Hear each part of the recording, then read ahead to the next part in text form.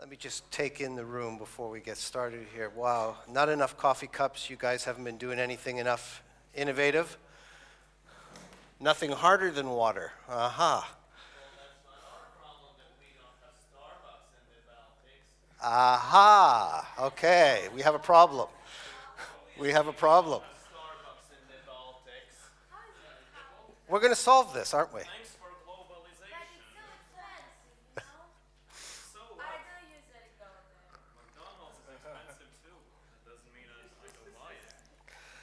But it's silly to pay so much money for something. They've already had a debate about the case. I might as well just pack up and leave. I'm happy to be with you here. You're going to realize that surprise is an element of entrepreneurial life. I was surprised this morning when I showed up at the wrong terminal. And the boat was leaving in 5 minutes, and I was 15 minutes away from where I needed to be. But I hopped on the next available boat, and I just landed literally 25 minutes ago. Phew. Wonderful to be living in Helsinki. I'm really happy to be here. You guys have been sitting too much. And very soon you're going to get up and move. Yay. I'm Peter Kelly. I don't have a Finnish name, but I've been in Finland for 13 years, 8 months, and 4 days.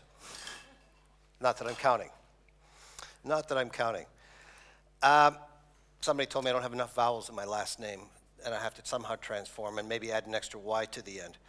I've been involved in entrepreneurship education 25 years. I'm an investor in a company in Canada which we're trying to trade sell. I've done a lot of what is very much traditional teaching, and Alar and I, is Alar around here somewhere? Have I seen him anywhere? He spent time doing some research in Helsinki where he got to know me. And if there wasn't so many of you, I would do this lecture in the place where I do most of my lectures, which is the kitchen. Kid you not. And today, I'm going to kind of shake you out of your gourd. I don't teach business planning. I consider it a waste of time. I teach finance, but in a very non-traditional way. I'm moving most of my teaching activity towards the area of design, experience design. And you're going to get a taste of that. And there is a very strong message in this, is that I would like you to start thinking like non-conformists. Now, I don't know whether this is going to be taped. There's various good English words for non-conformists. The most colorful one that comes to mind is shit disturbers. You take a rule, you don't like it. You take a situation, you're frustrated by it. And I'm going to let you in a little secret today, is that companies do not like people who do not conform. And by the way, successful entrepreneurs, I have never met a successful entrepreneur who is not a non-conformer. And I doubt any of you have actually been taught or experienced on going against the wave. But we're going to do this today. Okay? I wrote this little vignette of a case that is a real email. We could talk about it. Howard Schultz is an icon in the coffee business. You want to get him excited? Ask anything about coffee. If you're an entrepreneur and you want to get anybody excited, you better show me that you're excited and why you're excited about what you're doing. Because in this busy world, if you're not excited, you don't get my interest, I don't read, I don't listen, I tune out. That's your single biggest challenge, is to get people's attention and capture their imagination. This guy loves coffee.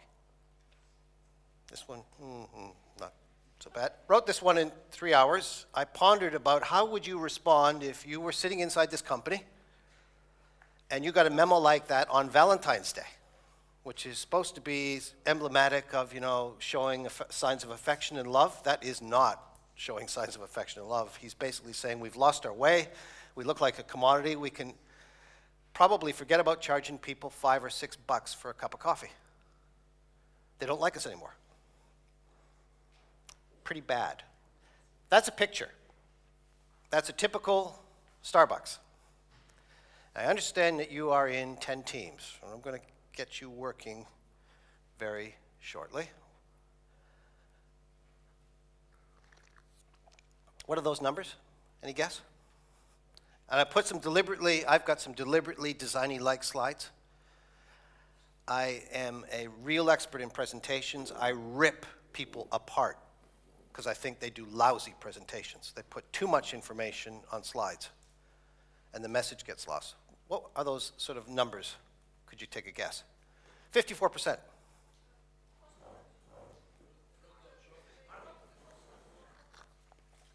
54% of people who are between the ages of 18 and something drink coffee.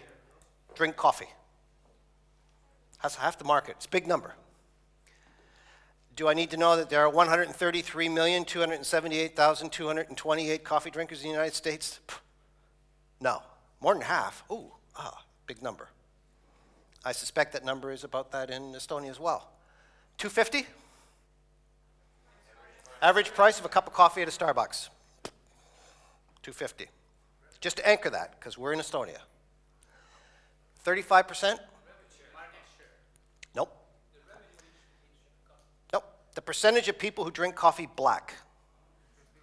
Just a nice little tidbit. And this is how you capture people's imagination. You go, oh, really? I drink coffee white. $165. Monthly. Ooh, that would be really good. That's a yearly average expenditure of people who drink coffee outside of the house. Outside of the house. Outside of the house. 3 cups per day on average. And 6,507. Starbucks in the United States, and in the definition of a ghost town, is a ghost town in the United States is any place that if you can't go 3 blocks without finding a Starbucks. This is a ghost town. Okay. And I'm going to throw some of these things out because I want to give you sort of a presentation masterclass as well. People like learning stuff they haven't heard before. Don't get me down in so many stupid details. I didn't know that. Where's the proof? Well, then you can show me the proof. If I ask you a question and say, how do you know that number is $165? Very powerful. You're creating discussion points with an audience. This one I love. World coffee consumption per capita. And on the top, let's see if the laser works. Wow, there's Finland. 12 kilos per capita. And I discovered when I first arrived in Finland, every meeting has coffee, and you're expected to drink coffee at every meeting. And when I had 13 meetings, I was pretty jittery at the end of the day, until somebody offered me a beer, and I thought that was great. And here we are in the United States, 1/3 of the consumption. So the shock of that slide, Finland is a bunch of coffeeholics, by far. And number 6, I'm here in Estonia. That's the number of kilos, on average per capita, Estonian consumers consume. So they're a little bit.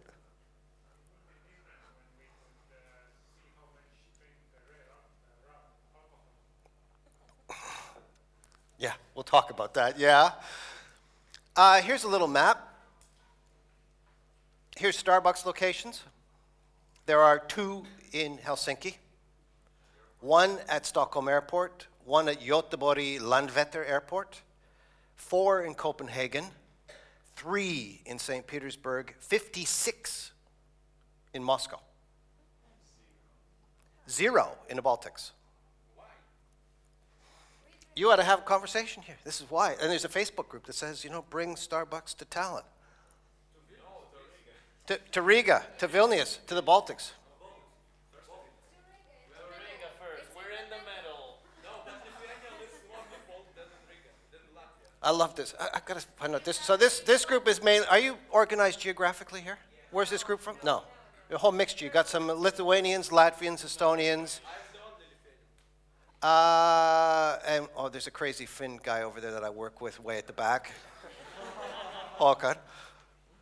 I know there's a good Finnish contingent here. But this is puzzling. And there's Facebook groups in these various markets that say, why don't you bring Starbucks? And by the way, Starbucks is releasing their financial results today, and they are supposed to be spectacular. Spectacular, even in a recession. great business. Here's a picture of the Starbucks in Helsinki Airport. They have one inside the airport, and as you leave, it looks pretty much like they're trying to tell a story.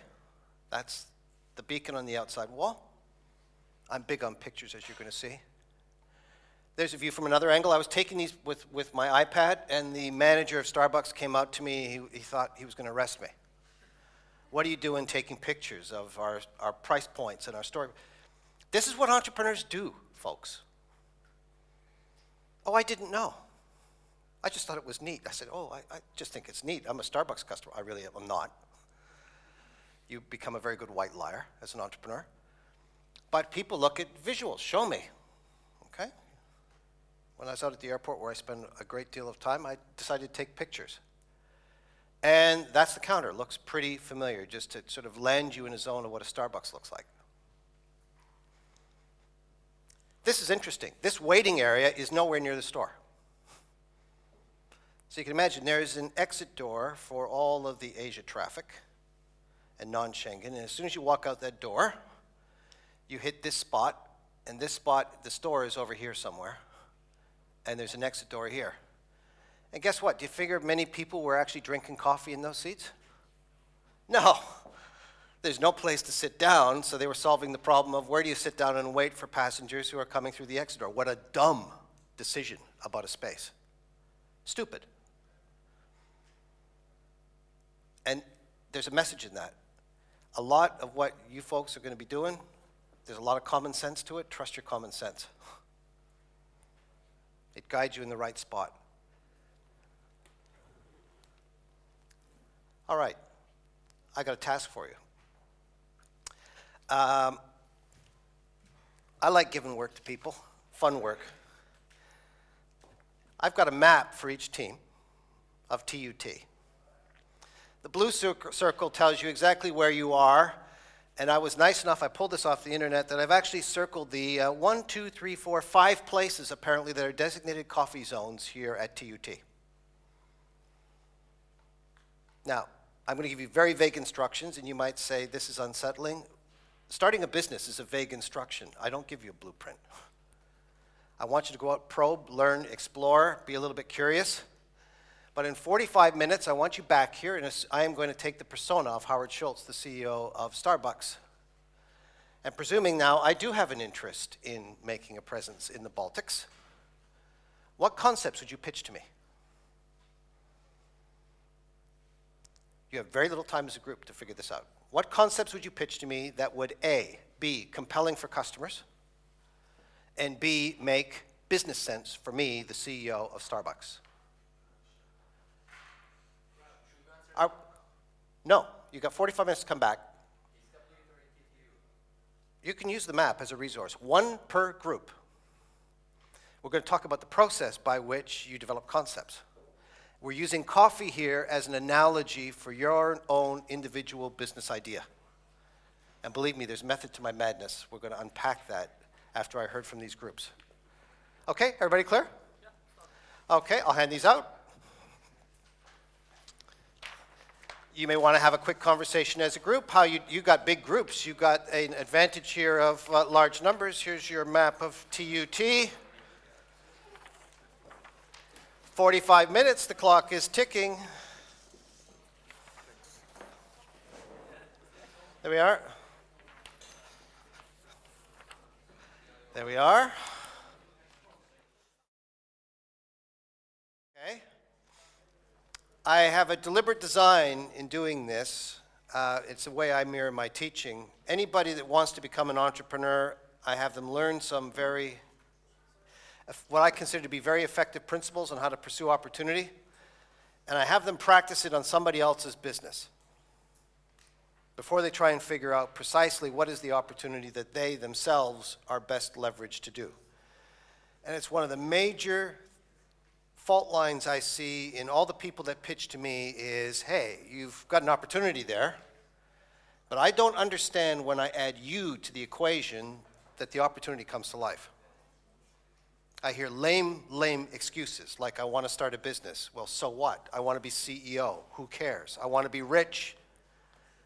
this is a hot space. That doesn't tell me when you add yourself into the mix that it creates unfair advantage.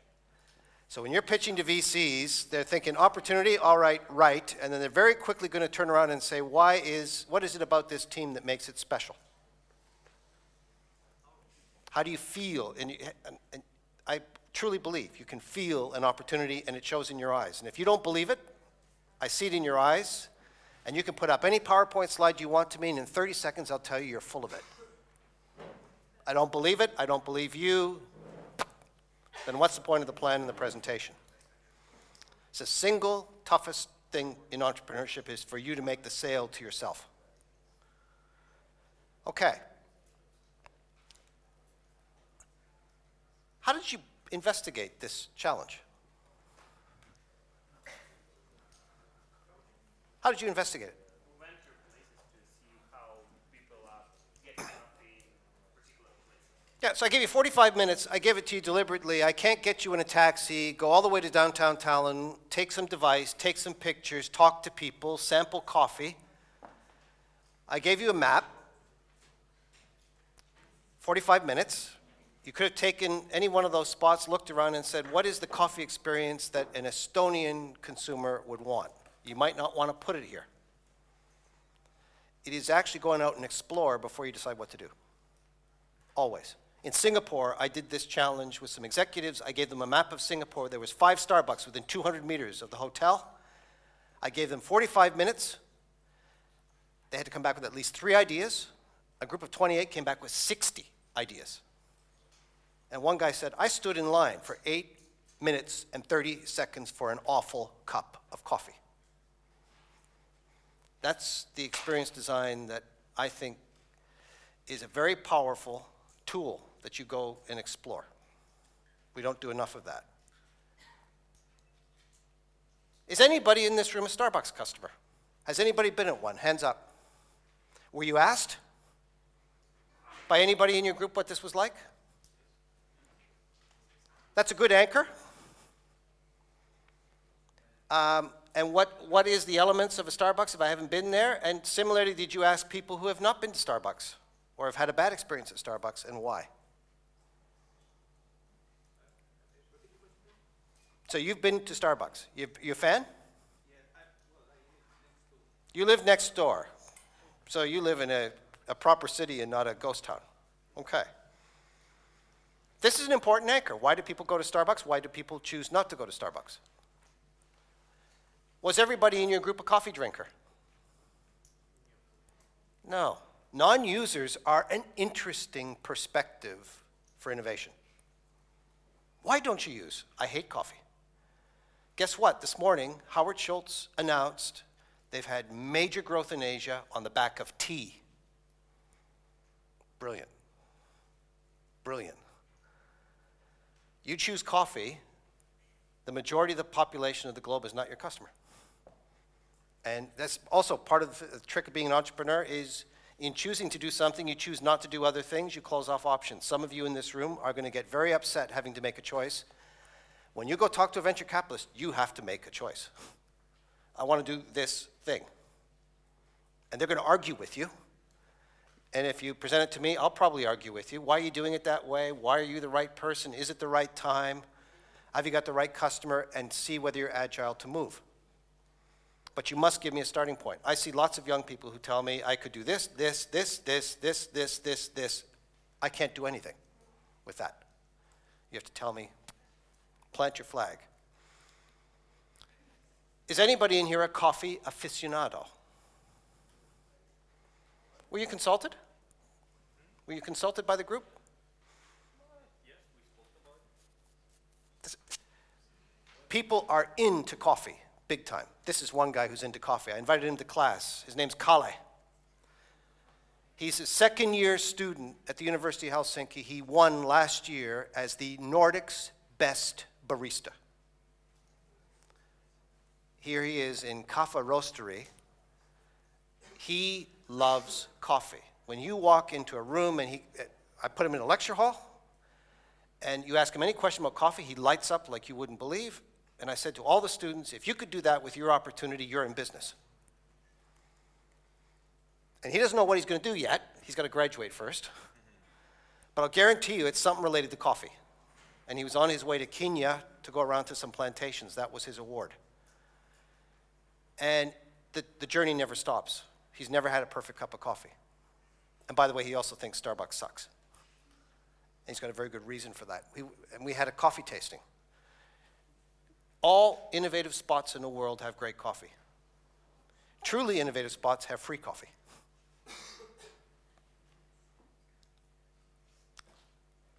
How many in here went out to explore where people have coffee?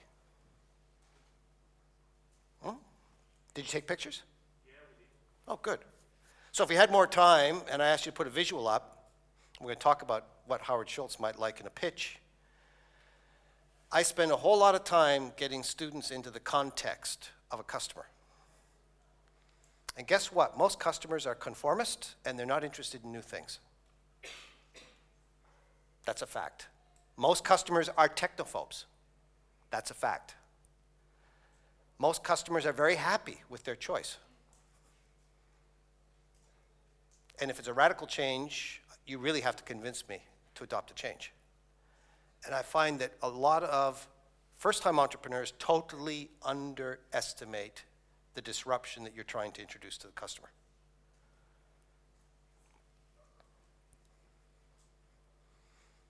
And observing behavior. To the point, we're in Singapore. They were standing in line and the man said 8 minutes. And I wanted to get a seat, and by the time I got to the seat, some Singapore young kid stood in that seat and there was no place to sit down, so I had a mug and no place to sit. And they started to redesign the experience and take pictures. It was fabulous. They had never, the power of your eyes is unbelievable. I just finished a class. Our client was Finnair. The challenge was to improve the air travel experience. And guess what? There's a lot of work to do because all airlines suck. Awfully. It's an awful business. 22 executives from Finnair sat in on the final presentations for 2 hours and were blown away. And by the way, midway through the class, I said to the students, don't show anything to Finnair that costs Finnair money. That's life. We're in some hard times, folks. Do you know what a business is? Anybody from Spain here? There's a great business in Spain right now. Spain is in deep, deep throes, as is my friend from Greece, deep throes. Nespresso is doing fabulous business in Spain today. Why? They stay home. The budget is, instead of going out to a restaurant, I'm going to stay home and I want the occasional treat. Or if I go to a Starbucks and spend €3.25 for a latte, I can get one at home and reallocate my money. They're looking at the coffee machine as an investment. Brilliant. You can make, there's great opportunities in when you have economic distress. Okay. That's the guy you're pitching to. CEO of a public company. Now and I want to give this as a presentation, I do a lot of presentation master classes. What would you, in reality, and I'm not Howard Schultz, but in reality, what would you want to know before you make your pitches to me? How do I like my coffee? Good one. How much time do you think Howard Schultz has? About 1 minute. You've got about 2 minutes, max.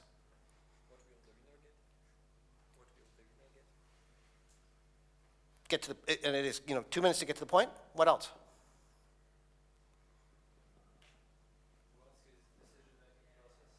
He's the boss.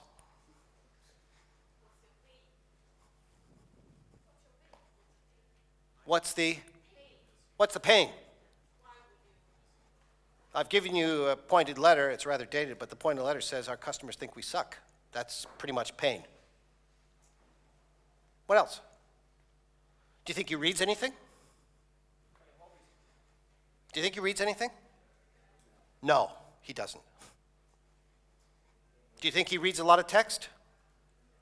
No. And he's giving you a call to arms, so that means you could probably float some pretty radical ideas in front of him, but he is the chairman of a public company. Do public companies do radical ideas well? No. That's your domain, folks. That's why I like to use this case. So you're pitching to him You got to get to the point. You got to capture my imagination. I don't have time. How many messages in 2 minutes could I remember? 2. 3 at most. 2. Okay? Very little time, 2 messages, and probably lots of visuals. Somebody here is talking about 3D. I'm setting up illegally a studio at my school, and we're going to place an order for 2 3D printers as part of this experience. So you guys would be able to build in real time an offering to show me instead of a PowerPoint slide deck. That's fabulous. If you haven't seen one work, they're marvelous. Starbucks wants conformity. We stand for something. We are a brand. We sell coffee. It's medium dark roast coffee. Now, I'm going to go quickly around, and you're going to tell me precisely what pitch you would make to me.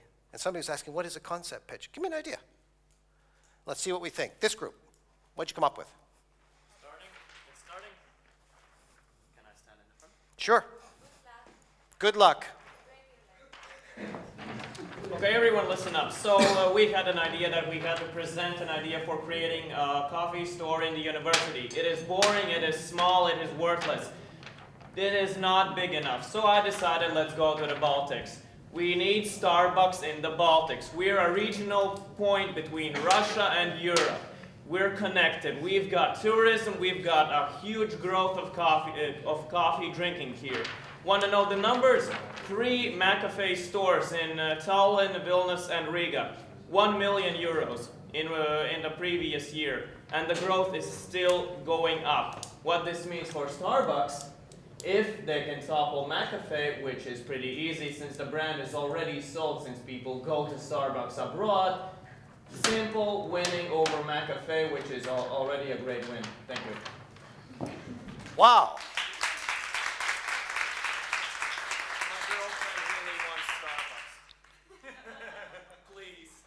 Now, you do realize, and LR, when he probably kicked this off, told you that entrepreneurship is a blood sport. People are in your face all the time. They don't believe you. You have to put up with a lot of criticism, a lot of crap, and you've got to have a thick skin. What did you think of that? I'm the CEO of the company. You make a presentation to anybody, you get into the persona of the person you're presenting. How would I feel as a CEO of a company? You told me about an Estonian, or it's a Baltic corollary cafe. Show me visually, if we gave you the time, what these people do that we should be doing at Starbucks. That would be that presentation. What do they do right that we could learn from? That would be great, because he probably doesn't know. He probably doesn't know. This is taking a cookie cutter and saying, actually, no, people in the Baltics go to a different place, and this is the reason why they go to a different place. Can I tell just a small information for Baltic? Tiny bit. The turnover of state oil coffee drinkers, this is the refuel stations with the petrol, are almost twice bigger than the double coffee, the biggest coffee in Latvia, they said. So there's a concrete thing, Starbucks on the go. So let's see. Good. Next.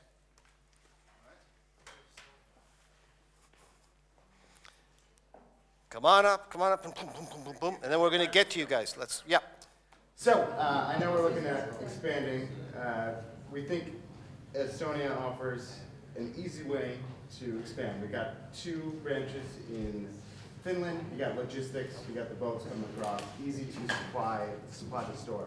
Also, you've got one of the highest GDP growths in Estonia versus the rest of Europe. Can I stop you right here? What does this sound like?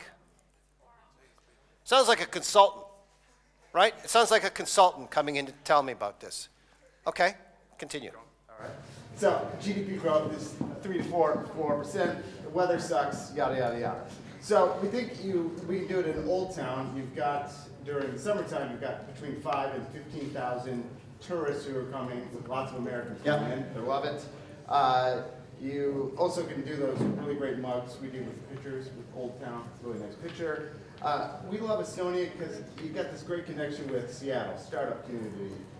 just like Seattle. Weather's the same. You also, the government of Estonia has been big on the e-government system. You can use your ID card to buy stuff. You Okay. think maybe with Starbucks you can do that as well? Okay. Thank you. Too much information? Did everybody get all the points? If this presentation I would work up, you would show me visuals of Seattle, Tallinn. Doesn't this look familiar? We would like to take from Pike Place, where the place got started, and here's the place we dump it in Estonia. And walk me into the picture and say, this is a place you could be. You'd probably want to convince me that the price points in this market are about the same. That's it. So there's good nuggets in there, but I didn't ask for a consultant to make this. I didn't tell you who the audience was, and you have to take a persona. A consultant will say certain things, an employee will say certain things, a senior executive will say certain things. Great, next. Oh, computer, I can't get it on the screen, but Okay. for you to see. So, why do we want Starbucks here at the TTU campus? Okay, first so of that's all, how you interpreted the challenge. Okay. Okay, why do we want you here? Is first of all, the existing cafes, first of all, they're slow, they have a poor selection, and we don't get the stuff that we want. We don't get the good coffee, we get poor coffee, and it's extremely slow. Okay, building X, the main building where we usually have food. The one over there. That's the center for business students, law students, international relations students. Most of the international students are there, and that's where the people with the money are. Okay, so besides that, you have a big parking alongside it, and after 1 kilometer, around 1 kilometer from here, you have Technopolis, the center for around 150 tech companies. They have lunch, they eat, they drink, and they come to have lunch over here as well. Okay. Okay, and yeah, well, that's pretty much the most. Okay, so, and this group spent all their time out of this room, correct? So you would ideally have shown me what kind of people you've talked to, and people who would actually amplify this message that actually the food services in this campus sucks. And it would be a Starbucks on campus type of initiative, and you'd probably want to know exactly what Starbucks was doing on campuses in the United States. Howard, we do this, we plant it here. Boom. And getting some feedback again from the students locally that this price point could be met because you're putting in a quality experience. Good. They spend all their time outside, deliberately. Good job. Oh, and now the people at the back have to make long, oh, here we go. All right. Hi. Hello. How are you? I'm fine. So why would you have to bring Starbucks to Baltics and first of all Estonia? Because basically we don't have a coffee culture. We have people who drink a lot of coffee, but they know only bad coffee. They don't know it themselves. Second of all, we like innovation, we like quality, we like new solutions, and we like environment. You have them all. So basically, what you do is just bring Starbucks to Estonia. You don't have to change a lot, but you can create a lot of revenue because if you place the Starbucks coffee in the places where people go and you don't change the concept, just add a few national things in the cafeteria and you win people's hearts. I won't give you any numbers because you're a smart guy. And I'm a smart guy. Uh-huh. You don't know me very well. Okay, good. So, again, take what you got, put it in planting here. Give me a departure point, the first 2 steps that you're actually trying to put in my mind and say, what would be the first 2, 3 things I'd have to do as I get out of this meeting? me or Yeah. okay, Oh, you would have to step 1. step 1. And please don't use the word analysis or business planning. No, you should bring Starbucks to Estonia. Okay, bring Starbucks. Yeah, first- What's the first step doing that? Finding a perfect location. I hope you're going to find me that perfect location before you come talk to me. Okay? You got to put one right here, and then put the next one right here. And this is how you test the concept out. Boom, boom. Ah, sounds good to me. That then puts the innovation chain out. Thank you. Right at the back. And then we're going to come around to the big U, to the people in the front here. Yes. Howdy. So, basically, I'll be blunt and honest now. We are being robbed at the moment. We are being actually, what is being robbed from us is actually we are being stolen. The money is being stolen from us.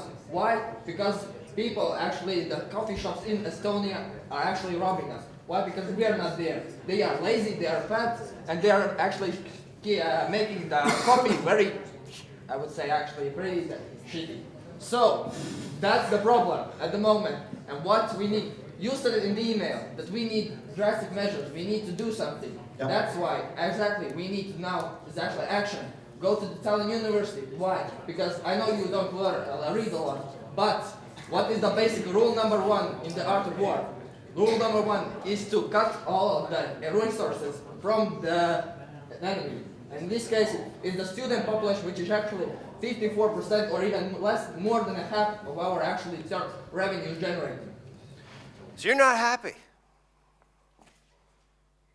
There's a customer pain is what you're telling me. Yeah. You're making me a presentation about a customer pain. You'd want to do things like show me the Facebook group of people that say, please come to this market, and frustrations with local concepts, local pricing points, and that's the way you would pitch that presentation to be. Good, thank you. Right at the back. Common themes here.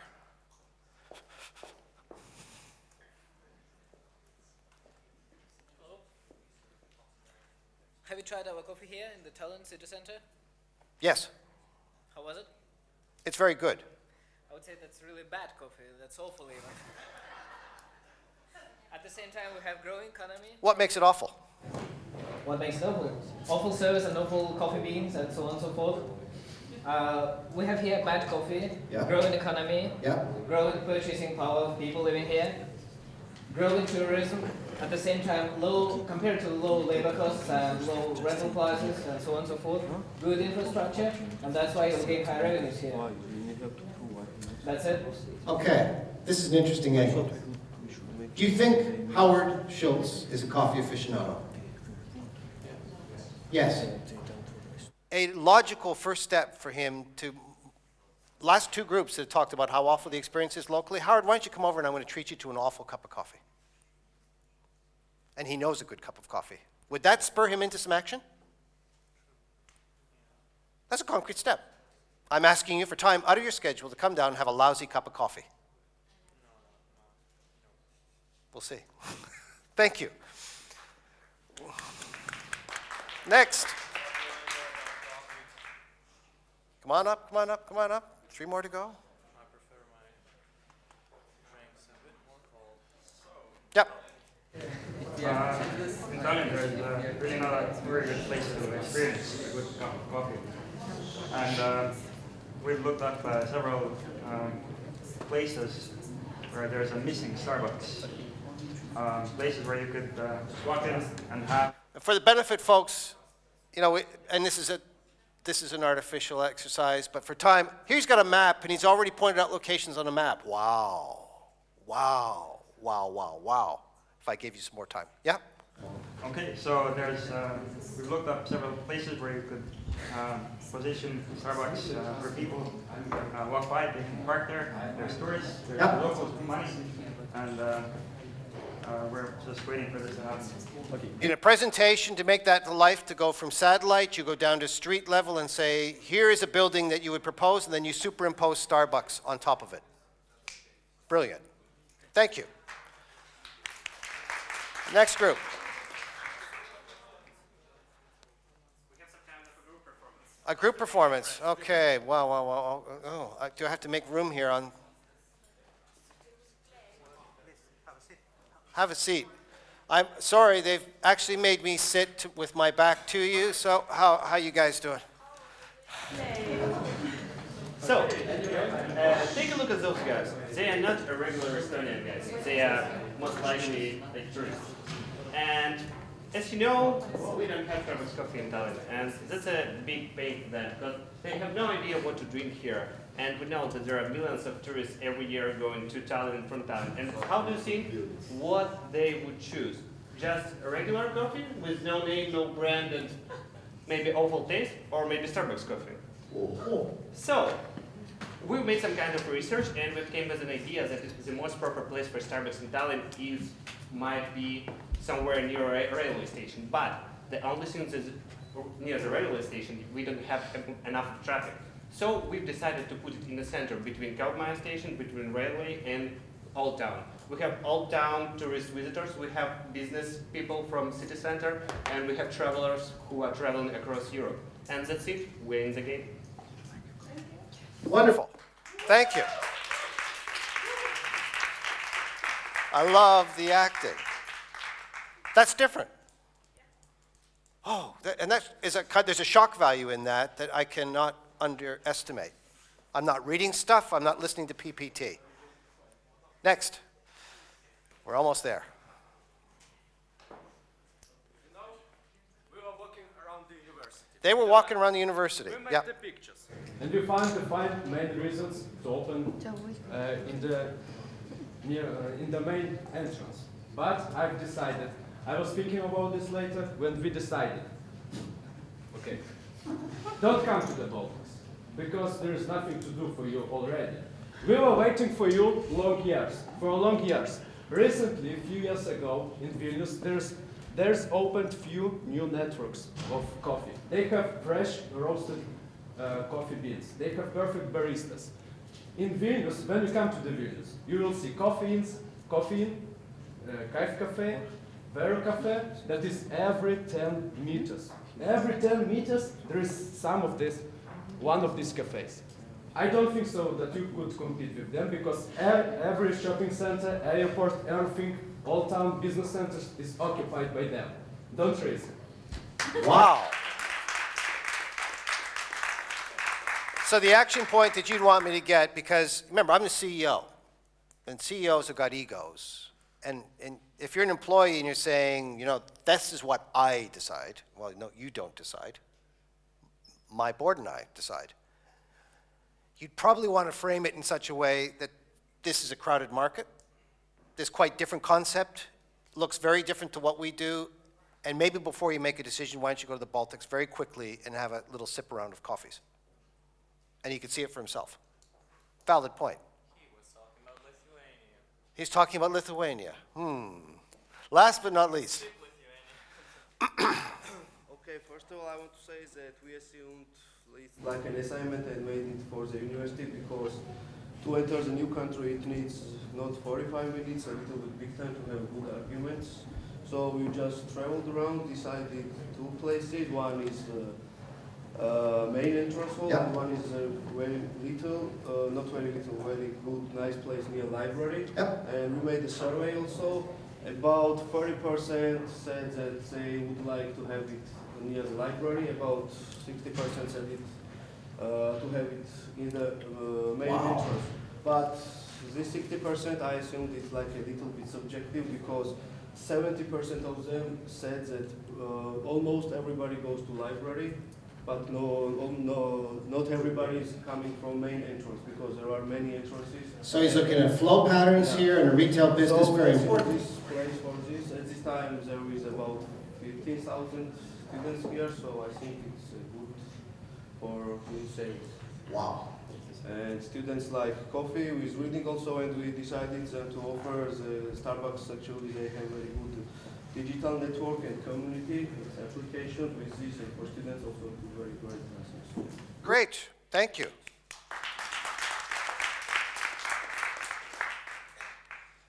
You didn't have a whole lot of time, and my coming late didn't help either. But I wanted you to expose you to a process of thinking and uncovering opportunities that you can go back and take away for things that you want to do. You're pitching to anybody. Venture capitalists are the most difficult audience to pitch to. They're tough critics. And many of them think they've seen it all. Oh, I've heard this in some variation at 9 o'clock, and I'm seeing another version at 9:45, and another version at 10, and 10:15, and 10:30. I'll let you in a little secret before we do a little deep dive in your own individual pitching, which I want to spend the rest of the time on. This is where you find great opportunities. Big public companies have enormous difficulty doing radical stuff. Because you've got to explain it to your board, you've got to explain it to the market, and if you have an established brand, you've made choices, and if you come into me with a radically new idea, people in the business are going to get really pissed off. If I made you a new hire inside Starbucks, and you were there for 2 weeks, and you came to, and Howard said in the cafeteria, give me a good idea. You're so naive you wouldn't know the politics of the people who have jobs who depend on the current maintenance of the brand and the decisions and strategies being made. That's a fact. There is a large S in every organization that says if it seems to be working, don't tinker with it. If you find spots like that and that logic, you're going to find good opportunities. Starbucks has a social media platform, mystarbucksideas.com. And there are 98,000 product ideas on there, 33,000 experience ideas, 21,000 what are called involvement ideas. mystarbucksideas.com. Engaging in the community, philanthropy. They broadly reach, and go to and have a look and see. I'm going to show you the 3 top ideas. Partly in response to this memo that we suck. The customer said, your coffee is lousy, I don't get the experience, I don't see the barista, I can't see them making my coffee anymore, the chatter is gone, the music is gone, why should I pay $3.50 to stand in line? And if your customers are prepared to spend their time giving you this, that tells you something about the brand loyalty of the customers. And by the way, if you want to start a business and take Starbucks customers away, avid ones, good luck. Tough thing to do. Tough thing to do. Those are the top 3 ideas that were implemented. Don't they seem so obvious? That's what big organizations do, incremental innovation. They do not understand disruption. They're afraid of disruption. They're afraid of radical new ideas. I was just in Amsterdam last weekend. This is our concept store in Amsterdam. If I gave you a bit more time, we were in a different place, and I asked you to think about why do people go to coffee houses. Actually, they go there. Some people use this as their office. This is a startup incubator. This could be a meeting room. People can rent this space out for meetings, get food and coffee, and don't have to arrange an expensive conference room someplace. And they're testing out, that picture shows you a couple of the areas. There's 4 or 5 different zones for different experiences. Interesting. Interesting lab for new ideas, heavily design-oriented. Howard, if you've done a little bit more searching, actually loves coffee so much, he visits coffee houses around the world. He went into a small one in New York City where there was people standing in line. It was pouring rain. And nobody knew that he was Howard Schultz. He stood in line, he ordered a coffee, and he said, this is the best damn cup of coffee I have ever tasted in my life, bar none. He went back to Seattle and said, what the hell do these people do? And he actually noticed that there's a machine back there called Clover. And guess what? An entrepreneur started up a business called the Coffee Equipment Company in Seattle. And you can read all about Clover technology. These are $11,000 espresso machines. These are big ticket items. They make fantastic coffee. He experienced it and he said, we have to understand what's this Clover company about. And Clover had at the time, and this is all private information, but the best guess was over 2,000 independent cafes had ordered Clover machines and customers loved the coffee. You could customize the coffee in a way that an espresso machine, a traditional espresso machine could not. Faced with customers who said, we suck, and this is an issue. A lot of you were talking about the nuances of coffee taste and coffee roasting. Coffee roasting is an art. You ask an aficionado, and it's like it is as subtle as wine. If I put you in the boardroom and you came to me and said, hey, Howard, I think what we need to do is replace the espresso machines. Is that a big deal? Folks, is that a big deal? Yes. It's huge. You're ripping out the heart of the business and you're telling me to replace it. You better have proof. He said, I've been to this cafe. The customers love this. There's enough cafes around that I can actually get some spies to go around and say that people are just singing the praises. He went out and he bought the company. If you were an entrepreneur, that would be a great opportunity to have started because the risk involved in putting espresso technology together is huge. Starbucks would want to see proof that this thing works, has patents behind it, that customers love it. And it had reached a point where if Starbucks didn't buy it, somebody else would have and would have taken a leap on Starbucks in terms of the coffee experience. Wow. And guess where that entrepreneur set it up? He set it up in Seattle. He was close enough to where Howard Schultz was based and sold the business to him. This is an analogy. If you can understand a domain so deeply that you could identify an opportunity like that, you're off. A VC will fund you in 2 minutes with a story like this. This is a disruptive innovation that Starbucks could not afford to get allowed to fall into somebody else's hands. Paying cups of coffee. I do a case on a vending machine, and part of the market due diligence you do is you go around to a group like this and say, if I were to sell you an umbrella and a vending machine in a London subway, how many coins do you have in your pocket right now? And if I did it with this group, and I'd say, oh, I didn't have any coins. I only have bills. I have £2 coins. I have £1 coins, 50 pence coins.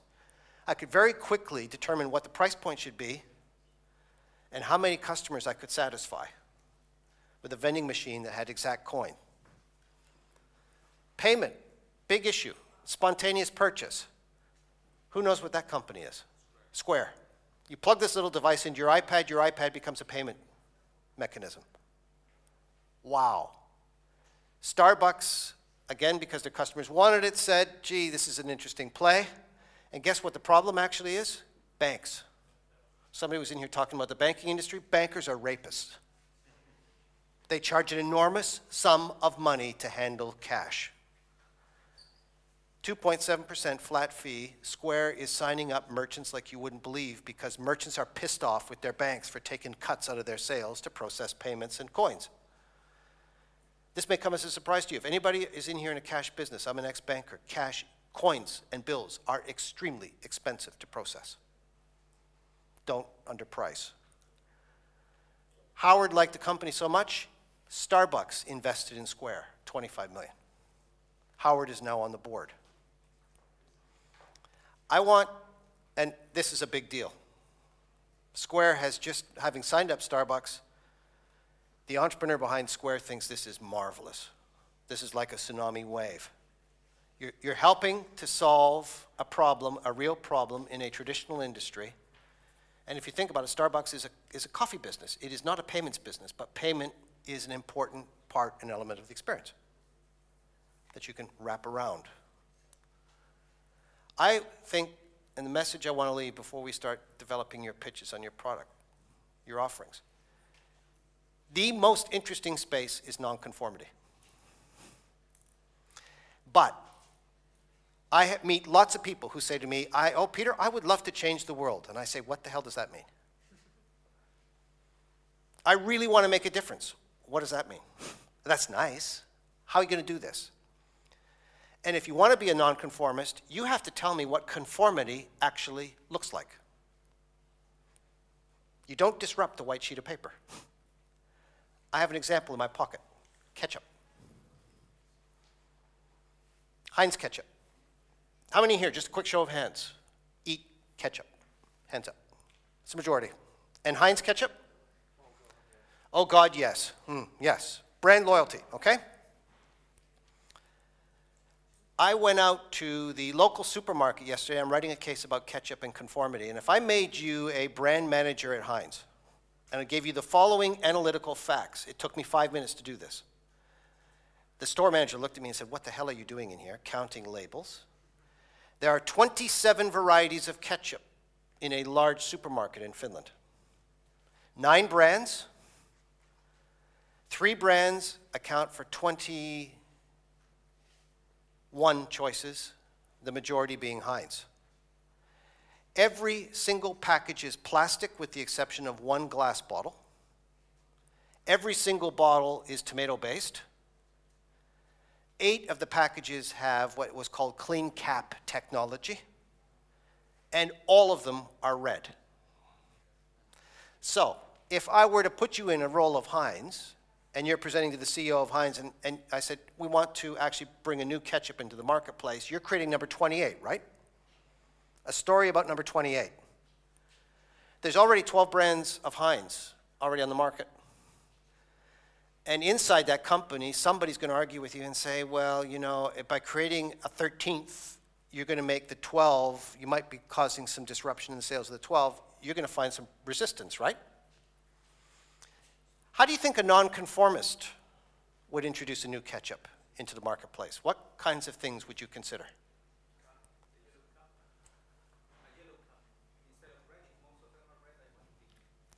Different colors. Tomatoes actually come in different colors. They come in purple, green, orange, yellow. Why is this red? Okay. Just like coffee should taste like coffee, ketchup should be red. A nonconformist actually would say, actually, I'm not creating number 28, I'm creating number 1. And actually, the market is just one choice. This will be so different that it will not be compared to the 27. So it will probably be a different color. Maybe involve some exotic ingredients. Do some radical packaging. Do you realize at MIT, folks, there is plastics material that actually is called flowing technology to make sure that the inside ketchup, because if you use glass like this, it's always difficult to get the ketchup out. This slides out. Brilliant. Doesn't make a mess, and you absolutely can empty the package. Brilliant. There's a lot of radical innovation to be done, and it won't be done by major companies like Heinz. You would redefine what people perceive as ketchup. That's where you're going to find entrepreneurial opportunity. Any questions? This is a radical departure. And I've been dealing with executives a long, long time. These are very, very bright people. They like routines. They do not like people questioning routines. If you have a good story of why a routine should be questioned, there's a good opportunity there. The entrepreneur is the one who has to de-risk it, because these people who are conformist can't. And they suddenly realize if we create a yellow ketchup together and it starts selling, Heinz will probably buy us out. Because, oh, why is it red? Well, I don't know. Tomatoes come in other colors, and it's maybe a big risk to change the color. Okay? Look for nonconformity. Okay. You had enough about coffee, right? I was going around talking to you people about your projects, which I understand you're working in groups, and you've all come to a decision about a project that you're pitching tomorrow. And how many have actually figured out what that pitch is going to be? I'm going to give you a bit of time to do this now. Little bit of advice. If these are investors, you've got to captivate my imagination. Jeffrey Moore, is that a name that some of you recognize? Silicon Valley-based consultant, inside the tornado, crossing the chasm fame. Guy Kawasaki, is that a name that rings a bell? I've met Guy 3 times on my trips to Silicon Valley. Great guy. He basically has a 2-sentence rule. And he says, 2 people on your shoulders. You make a presentation to anybody, what do you do and why do I care? The what, so what? Notice, what have I not mentioned as part of the pitch?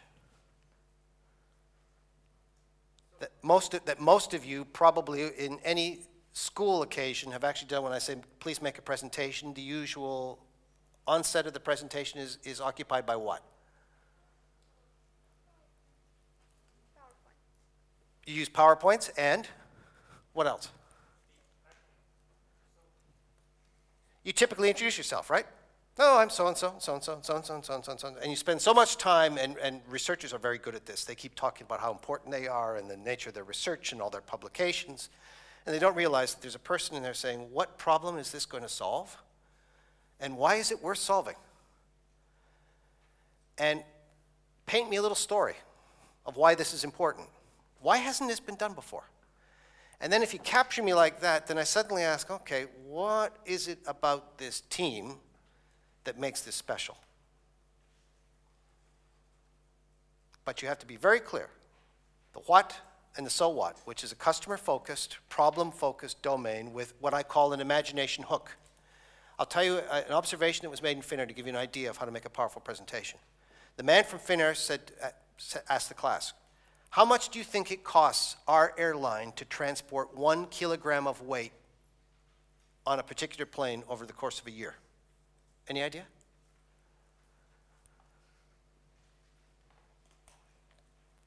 €150. So you weigh the plane. It's got cargo, it's got fuel, it's the weight of the plane, baggage, customers.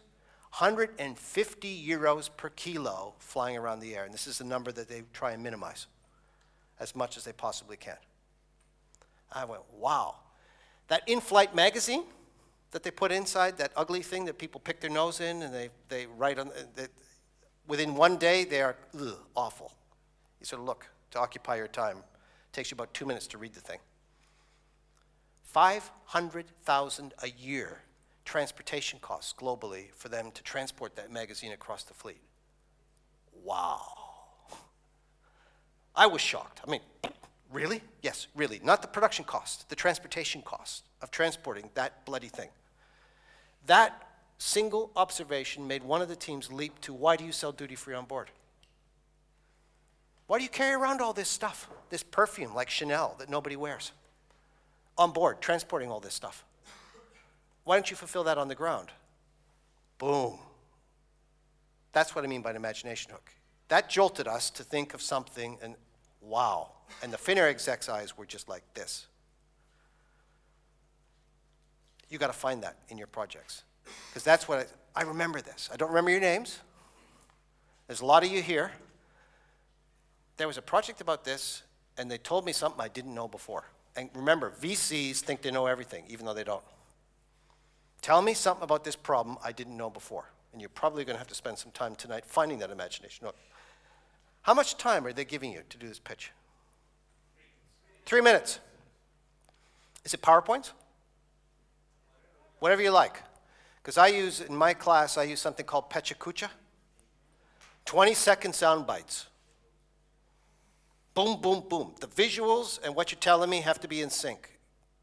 Minimize the text. Show me visuals and a message that flows through like a story. And if that's the case, just to give you mentally, if you're to do a PowerPoint presentation in 3 minutes, 9 slides in my class. And by the way, forget the title slide, and I don't want any introduction about you and your backgrounds. Because if I'm interested, I'll ask. It's about the opportunity. It's about the problem space. It's about immersing me in the view of the customer who's got the problem, saying, this is something I can identify with. And it's very good to use a story analogy. Okay, I'm going to give, what time do you have to finish here, 4:30? 4:30. You have a 3-minute pitch. How many messages do you think you can get across to me in 3 minutes? 3. 2, possibly 3. I would like you to think about, and I'm only going to give you 5 minutes prep time in a group to do this. What would be those 2 or 3 things you would want me to take away? And I want a complete answer to the, what do you do and so what? And I'm going to go around and ask you the what, the so what, the 2, and I'll put it 2 things.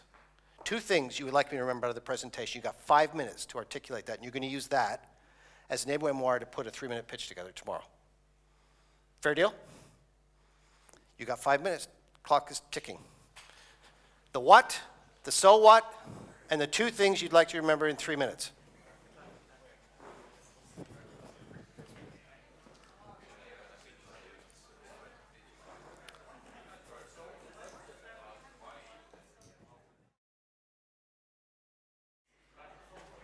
And we are going to call it a halt. This group here, I'm going to leave you guys deliberately for last. Okay, we're going to start at the back this time. Up you get. Some spokesman up here. And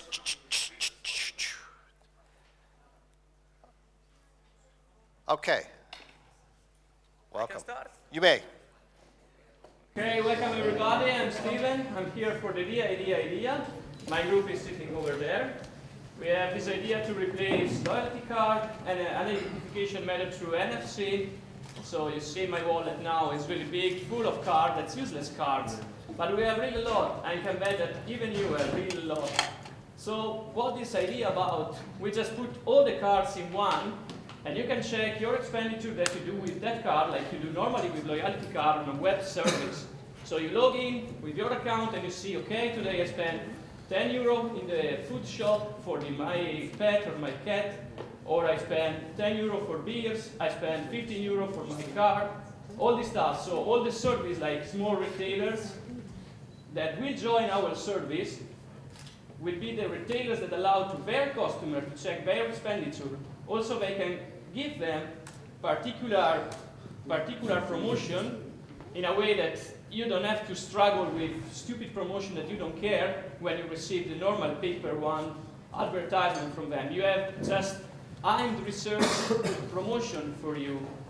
How we do that? We analyze data also for the small retailers like the bakery or the milk shop, the kiosk at the corner, and you go there maybe every day. So every day we get a small transaction from them. That's when we take our money. Our costs are just all right. And you stop. Stand right here. Don't move. I'll give you some tough love. Is it clear what they do? One sentence. So what you do, it looks like to me, is some kind of, you're going to take my loyalty cards and put them on a mobile. That's what we do. So give me a prop. Give me a whole pile of loyalty cards, and it's going to go on here. So replace this to this, and take a nice big thick wallet. That's the problem. Got it. Which allows us to do certain things. Budgeting tools, tracking my affinity points, warranties, promotion, I am it to you. promotions. Check your budget expenditure. And is this going to save me money? It's going to save me space in my wallet, in my pockets. It's going to save me money. Yes, also time. How much time, how much money? That you don't have to check which card you use. How much time, how much money? This would be a presentation that you want to deep dive into a story and say, this is me.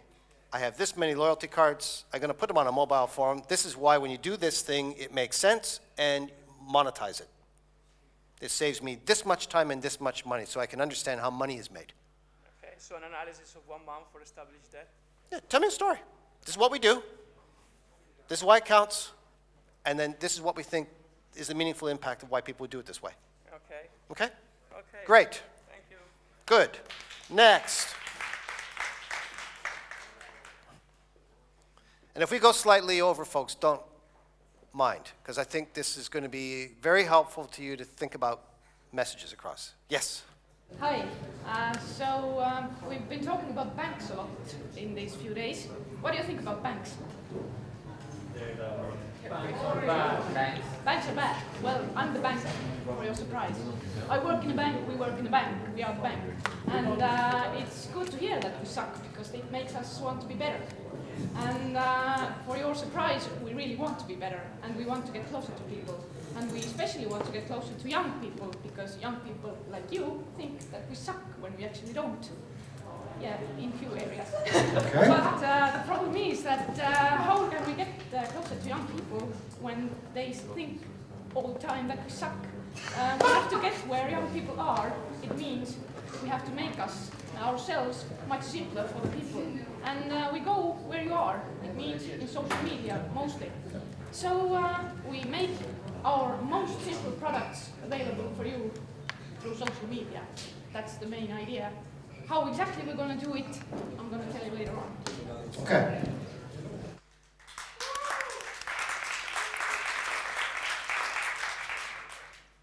I'm an ex-banker. How young is young? 18 to 25. Why didn't you say that? Because I don't feel young anymore. No, we're... Context, drawing me into stories, paint me a picture who the customer is. We're looking at your 18 to 24-year-olds who think that a bank is all about this. So I have to describe what they think. Okay, they think that banking takes... Why does it suck? If I'm 18 to 24, why does it suck? Because I hate standing in line?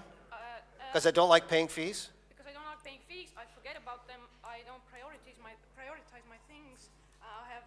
issues making my everyday finances easier. Budgeting, for me. yes. Budgeting, I want to travel, I want to get new bike, I want to get a new iPhone.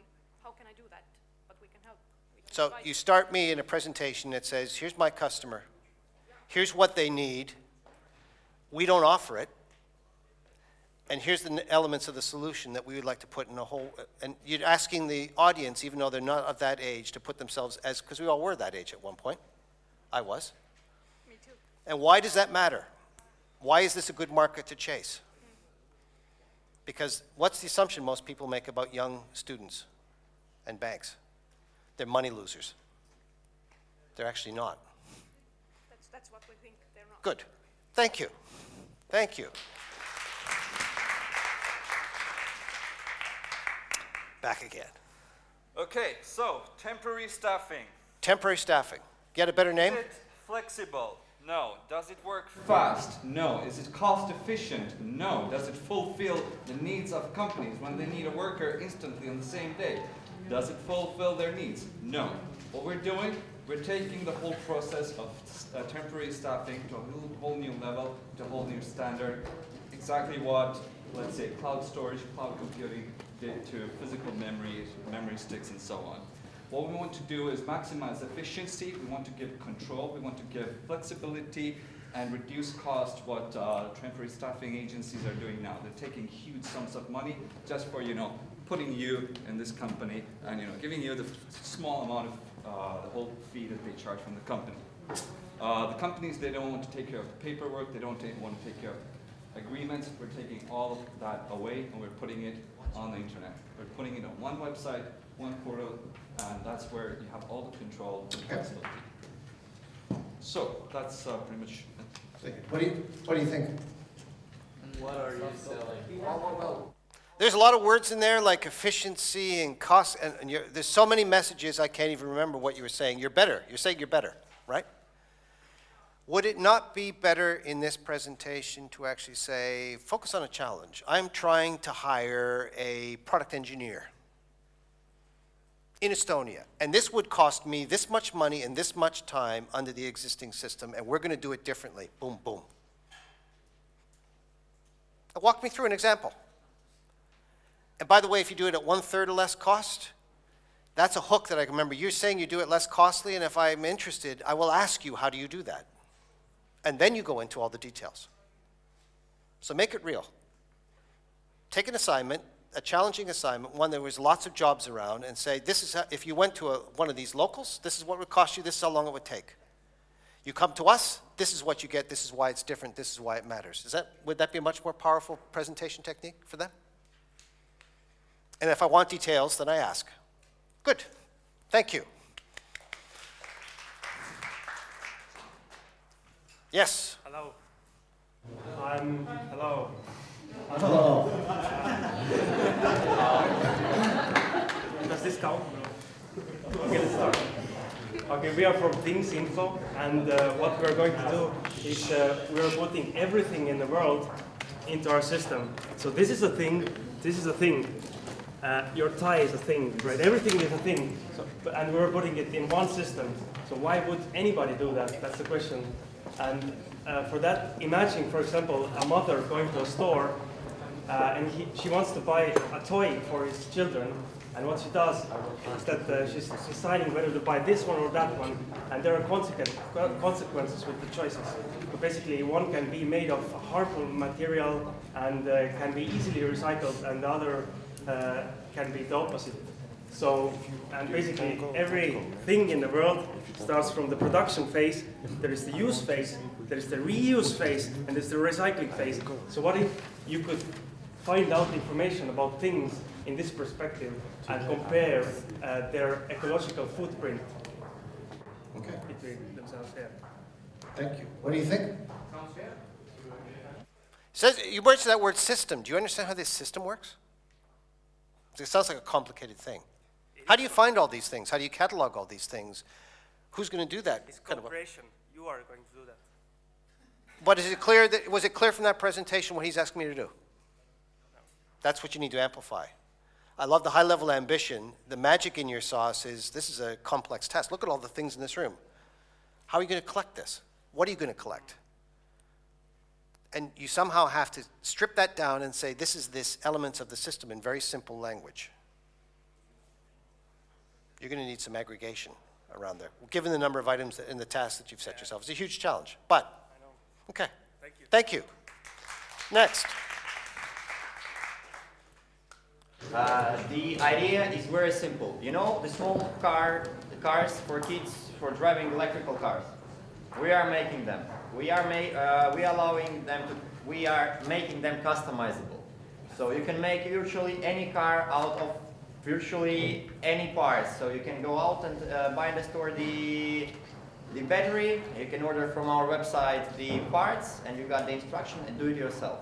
So what? I would be glad if my son would say, the first car I have ever driven was built by me and my father. So that we are putting the new communication tool into the hands of the parents. So take them off the computers and let them go out. So that's it. Wow. Now, what do you think of that one? You want one? You have a son? Yes. Because you're an audience. You can identify. You're talking to an audience that has kids. Is there a corollary in another market that is doing something quite similar? Who? No. I'm thinking retail. Have you ever been to an American Girl doll store? I have two nieces. You want a license to print money, go to the United States, go to an American Girl store. It is unfreaking believable. The men are standing by the cash board to sin. Mothers and grandmothers are having an experience with their daughters and granddaughters buying dolls. These dolls are $100 a piece. The outfits are between $25 and $50 a piece. There's a hair salon. There's an ear piercing salon. You can have afternoon tea with your doll with a reservation. It is a license to print freaking money. It is a destination store for girls. That could be a very good leap. You take a successful corollary from someplace else, you are trying to create something that I think mothers would want to stay the hell away from.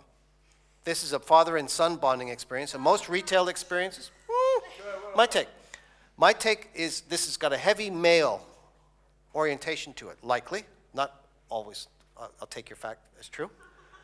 And most retail concepts are geared with females in mind. So drop me off in a concept.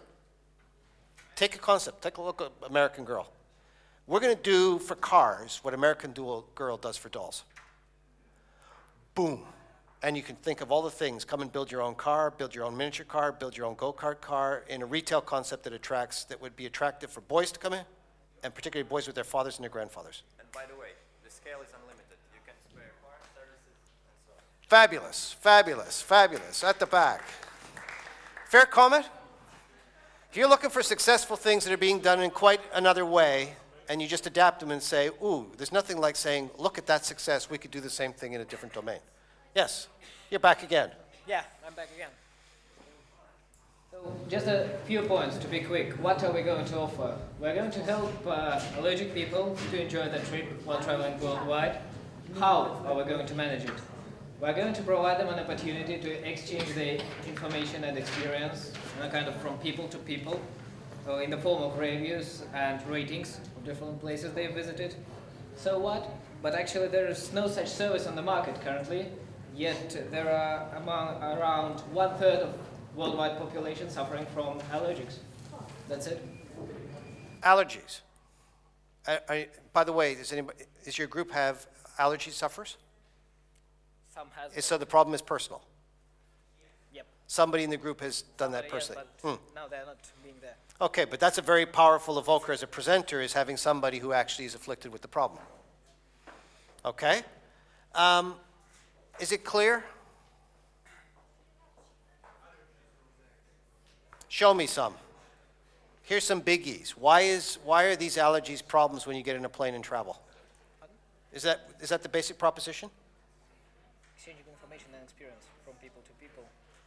How do you make money? How are you going to make money? Advertising on our webpage and mobile application. So you're creating this community feel among people that have allergy conditions. Yep. A single one and a global one. I think the question you're going to have to address tomorrow is, how can you make money off that other than ads? Okay. other than ads? Okay. Okay, good, thank you. Next. They're all looking around going, who's up, who's up, who's up? You guys are? Oh, back to the iPad again. So we have an application for tourists going to a foreign city. Yeah. You want to walk around and take pictures of the pretty buildings, but instead you end up at these places looking for stuff. So our application allows you to save time and money by providing you with all the best deals in the town in your hand. So you can see all the good deals around you right now. So there's a location-based business around this. There is an advertising business around this. You must have an opt-in into this. Who else solves this problem? How do people find out about information when they go to places like Barcelona? They Google it, but...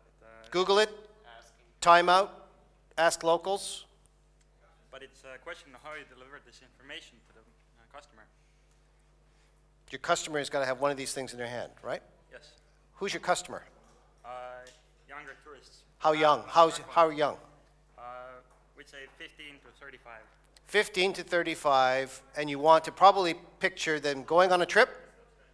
Pick one, give me a story. How would I find out what's going on? Where do I get a good deal? So somebody flies here from, say, Stockholm. They want to buy some nice presents for their friends. And why wouldn't you latch on to somebody like Time Out? Time Out have these publications that tells you what's going on. This would be another bolt-on to that. What? Sorry, I don't know. Time Out magazine. Well, it's a magazine. You don't carry a magazine around. No, you can download it on your mobile device. You might want to float that one out. You are onto something because you've got real dynamic information you're conveying on a location basis with an opt-in. But I would tie it on the back of somebody else's platform about what's going on in the community. Time Out would be a good one to look at. Time Out. Have a look. Great. Next. 3 more to go. Yes. Hello, people. Oh. Whoa. So we're at the European Innovation Academy, and who considers themselves creative and innovative? No one? Oh my God. Yay! Woo! So, but... Did you have coffee, by the way? Yes, I was. So, we have some innovators. But do you realize your innovative potential? Do you help other people? Where? How many people have you helped? How many greenhouse gases have you reduced through your creativity and innovation? None. And do you know that this simple bottle of water can provide free electricity and already provides to 10 countries? Exactly. We see confirmation, you see? People know about it. So, your dreams are not realized, but they will be with DreamUps, the easiest way to explore and create sustainable do-it-yourself solutions. What does it mean? We provide an online platform where you can explore your solutions, submit your solution, share it, invest in it, and see it happen in real life. So, what we want from you to do, what isn't in it? This is explore, create, invest in do-it-yourself sustainable solutions at dreamups.org. DreamUps, impact, simply impact!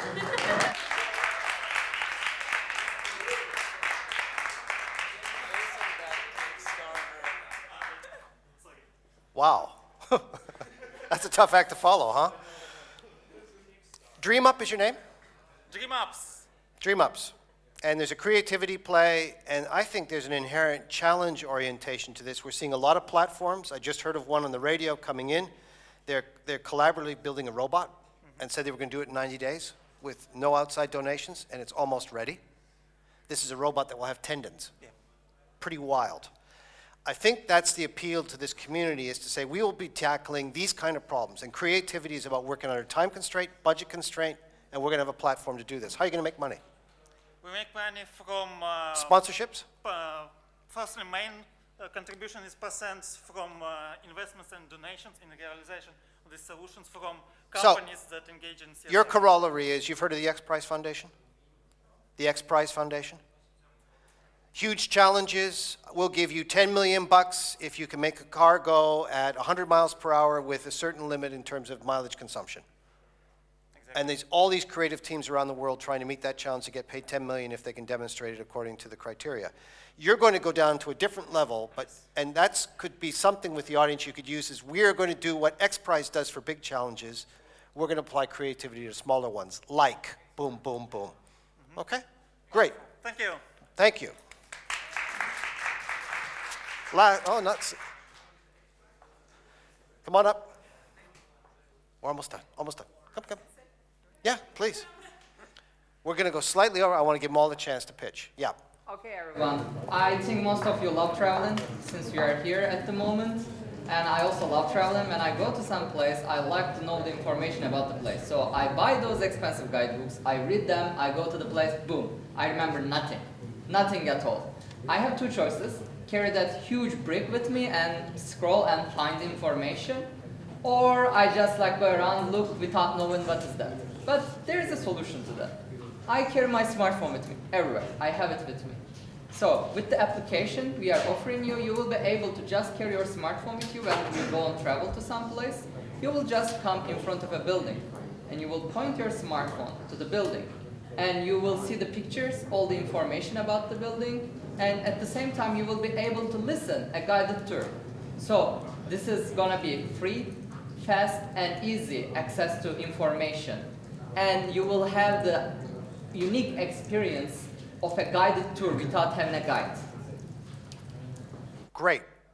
Innovation in this area is happening all the time, by the way. And using these kind of tags to get detailed information by just point and click, that's been done with advertisements. You want more information? You want to register a warranty? Click. I would make this personal. Here we are in Tallinn. Imagine you're sitting outside this art gallery, that lovely modern art gallery they have in the outskirts of town. I want some information about the gallery, its architect, when is it open, how can I order tickets, when I get in there, I've got all this artwork. And art galleries would be a wonderful place with an exhibition because they try and give you these audio tours. And this solves a big problem for them. So you can paint me a vision of how this would work.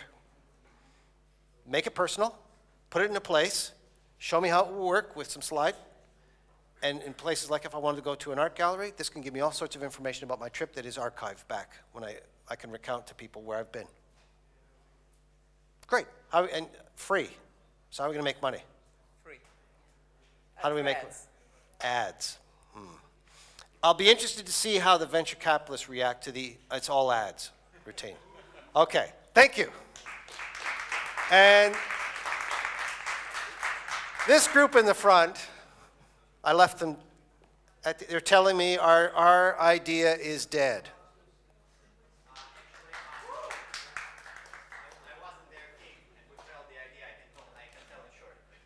You killed. Okay, turn around. This is a very good way to end.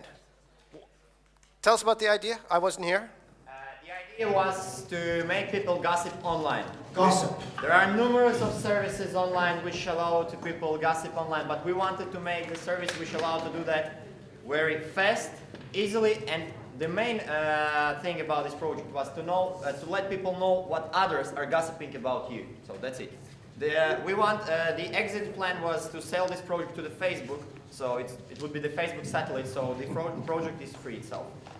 Mark Zuckerberg, Okay, so the artist would be Mark Zuckerberg. Why do you think this was killed? What part of the proposition, is it the what? The what's pretty clear. The so what? This is, by the way, this is very closely connected to your business. People are gossiping with a cup of coffee. Yes. So that's it.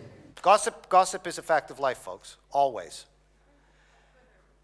What would worry you about potential users to a service like this? I have one big one. If people get so addicted to it and they're kind of trolling around for gossip, they're not doing work.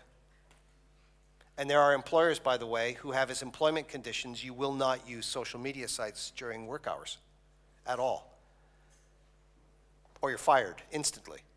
That's a pretty big sales barrier if you're trying to think of users who are working in a workplace, for example.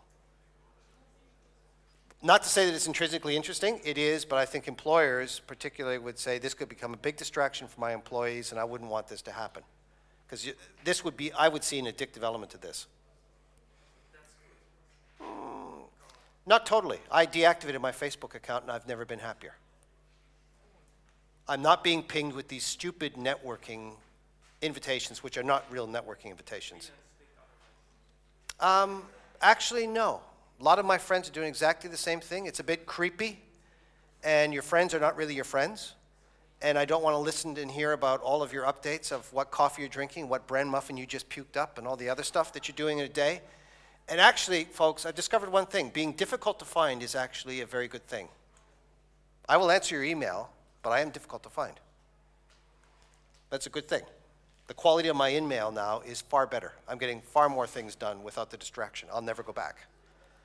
But I think that would be my deal killer element of that proposition is if it was a complete distraction, I think employers would revolt. And if they put this ban on, you can't use it, you're dead. You're dead. Because venture capitalists would say, what if my secretary got on that? Yeah, good. Thank you. Thank you. So the so what there was probably the deal killer. Any questions? I hope that was a bit of a help. Are you going to enter Baltic market? Am I going to? Enter the Baltic market. With what? Am I going to enter the Baltic market? I suspect it's too small at the moment, but the fact that they've laid some markers out in Scandinavia will mean that the logistics that come around this, they're going to test out probably roasting blends, and then it's all about retail getting critical mass. They'll probably service it from Copenhagen or Sweden, possibly Finland, but I think it'll probably be Copenhagen. They'll serve this kind of Baltic market and reach out. The experience in Russia has been very useful. Moscow is hugely successful. St. Petersburg has been tough, but they've just started. I have a feeling before long they will come here. But I think they're going to have to open up to some new concepts. One common thing I find on campuses is lousy coffee. But I also find on campuses cost-sensitive consumers. And propositions like Starbucks are quite difficult. What's the major problem in a Starbucks, by the way? It's price and what else? In Singapore, you can't find a place to sit down because they have electrical outlets, they have free Wi-Fi, students are sitting there doing their homework, and they're not buying coffee. You want to know an innovation that came from an MBA, which was, I just said, wow. He said to me, you know what, I couldn't find a seat. I would actually minimize the tabletop. I said, where's this idea? I'd get rid of the power. I'd put a meter on the Wi-Fi. You'd have to buy a cup of coffee to get it charged up again. I'd have table service. So you want to go to a table, you reserve a table, and you'll sit there and wait for coffee, but you don't seem to mind because you're going to be sitting and enjoying it. Charge you a bit more to do that. And he said, by the way, I'm so interested in seat technology that I'd actually like to find a seat that looks appealing to sit in, is comfortable for a while, but after 10 minutes, I have to move. I went, wow. And he thinks this is a serious innovation. Because think of it, you put a sofa in there. You've been to bookstores in the United States, like Barnes & Noble? They're fabulous. Huge hardwood floors, halogen lights, cappuccino machines. They got people in there that think it's the public library. They don't buy a book, they're reading stuff. It is part of their concept to be comfortable. Try and explain that to an investor. You got a comfy sofa there and you're going to get a customer sitting on his butt for 45 minutes ordering 1 cup of coffee. Where's the business sense in that? And this is the kind of tough questioning when you reach a VC that's being asked. This is the tough thing that experienced businesses have in spades is how do you put a factor on this experience? You don't want to boot people out and say, by the way, you finished that coffee yet? Come on, get out. There's a customer standing in line who wants a seat. But there's lots of innovation to be very subtle in design to create an experience where people feel, oh, slightly uncomfortable. Has anybody been to Wagamama Noodle House? It's fabulous. Started by a 22-year-old in London in the basement of a building, the least likely place for a restaurant concept. They hire Japanese chefs. They use a noodle base, fresh ingredients. The kitchen has a slight bit of protective glass, but it's hot as hell when you walk into this place. There's no artwork on the wall. There are no little tables. There's big, long bench rows of hardwood. You sit down, you order. There is no desserts, there is no smoking, there's no coffee, and you're given very subtle signs. Get in there, eat, and leave. And by the way, if you're sitting next to a stranger across the table, are you going to sit there and have romantic chit-chat with your partner? No, you'd never take a date there. You go there, it's a great place for students because it's cheap, it's fast, noodles are cheap, and you can create lots of variety with slightly different ingredients. And they're creating a restaurant experience in its entire design to get in and get out. They have now expanded to God knows how many countries, raised venture capital off this concept. It's fabulous. You guys will find ideas everywhere. But tomorrow, the audience you're pitching to is asking the question, where's the money? Why hasn't somebody done this before? Okay. And by the way, we have this kind of coin competition here. And those guys who have made presentations would appreciate a few coins from your side. Coins. Tell me how the coins work.